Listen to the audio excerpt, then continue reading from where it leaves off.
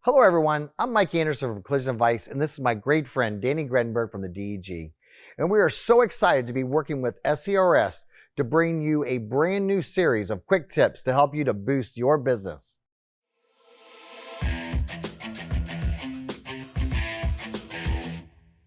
Welcome back, guys. Today we're going to talk about something that we commonly do in this business, and that's adjacent panel damage.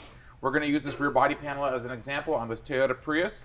So Mike, tell us what you're seeing out there and what the process is for the adjacent panel damage. Yeah, great, Danny. So first of all, replacing this rear body panel, adjacent panel damage is one of the most commonly overlooked items by estimators or repair planners. So let's talk a little bit about it. When we go to replace this rear body panel, what we're going to have to do first is remove the damaged rear body panel. So once we remove that damaged rear body panel, what's going to happen is some of the adjacent panels. Now, what do I mean by an adjacent panel damage? That means anything this panel attaches to, such as the tail lamp pocket, the quarter extension, the floor extension, the frame rails, the trunk floor. When we remove this damaged rear body panel, we're going to have to take and repair those adjacent panels before we can weld the new rear body panel in. So we're going to want to make sure that we have labor time on those adjacent panels. Again, let's recap. The left and right rear frame rails, the trunk floor area, the left and right tail lamp pockets, the left and right quarter extensions, and the left and right floor extensions. They're all going to need some type of repair from the technician. Now, this will be a judgment time.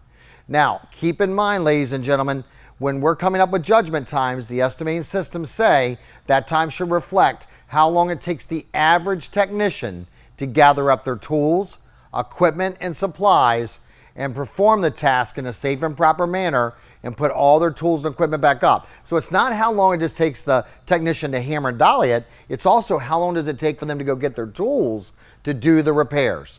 So again, how do we know if this is required? All of the home repair procedures will tell you that it is.